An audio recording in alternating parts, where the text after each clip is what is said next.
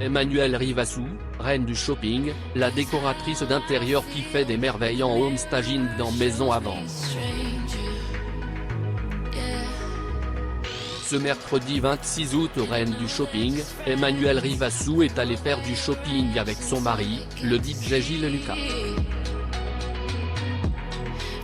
Et il a été totalement ravi quand Emmanuelle Rivassou est sortie de la cabine en pantalon serré. L'associé de Stéphane Plaza est confronté à Absa Toussi, Roselyne Bachelot, Julie Zenati et Julia Vignali. Et ce mercredi 26 août, c'était son tour de faire du shopping. Elle n'était pas seule, elle pouvait compter sur le soutien de son mari Gilles Lucas. Le DJ français est presque aussi célèbre qu'elle, ancien membre du groupe électropop Bellion, il a également été l'un des cofondateurs d'Open Drive, le groupe qui a composé Révolution, la chanson.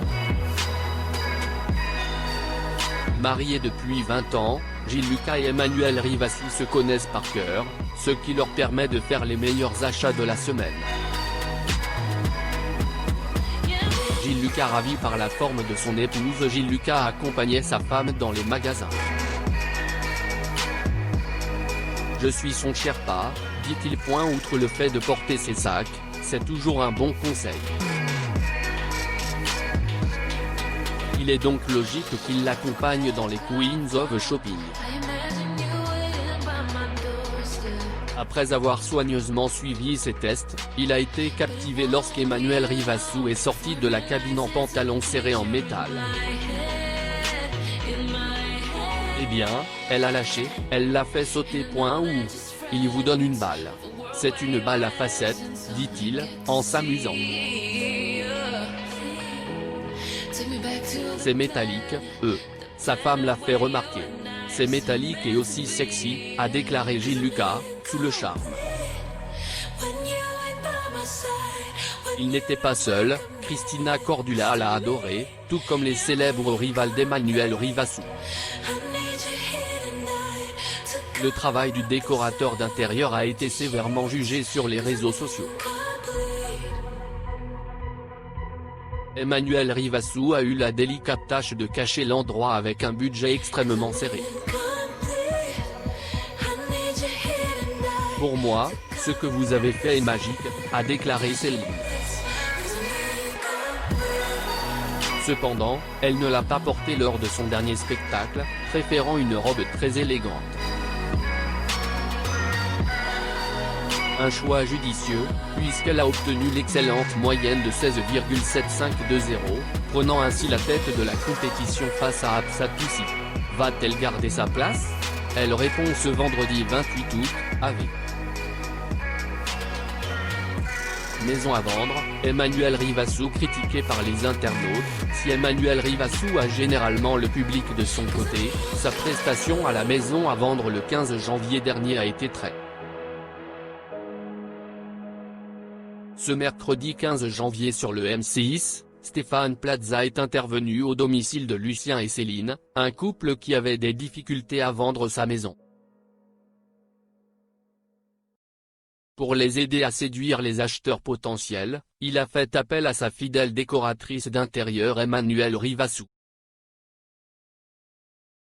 Astucieuse comme son amie Sophie Ferjani a joué avec cette limitation, la jeune femme a réussi son pari. Emmanuelle Rivassou n'a fait investir au vendeur que 8 900 € pour décorer toute la maison. Merci, Emmanuelle. L'un des moments les plus surprenants de la visite a été la découverte d'une nouvelle pièce au lieu d'un étroit bureau de seulement 9 mètres carrés. Une transformation qui n'a pas fait l'unanimité. Emmanuelle Rivassou origine biographie. Le travail d'Emmanuelle Rivassou a été tourné en dérision sur le web pour Stéphane Plaza, le parti pris d'Orme. Nous allons avoir 3 vraies chambres, avec un salon et une salle à manger, votre maison, ce sera du luxe, a-t-elle dit à Lucien et Céline. Si ces derniers comprenaient l'approche, les téléspectateurs étaient plus sceptiques. Le grand lit double coincé entre deux murs, au pied d'une fenêtre, a provoqué des réactions négatives. Qui considère ce lit au mur comme une chambre à coucher. Un simple couloir avec un matelas. Emmanuel n'est pas très bonne, a déclaré un utilisateur de Twitter. La troisième chambre, c'est pour un chien dans une impasse, elle en a taquiné une autre. Certains mauvais esprits ont également mentionné un risque de claustrophobie et ont même trouvé l'idée d'Emmanuel Rivasso ridicule.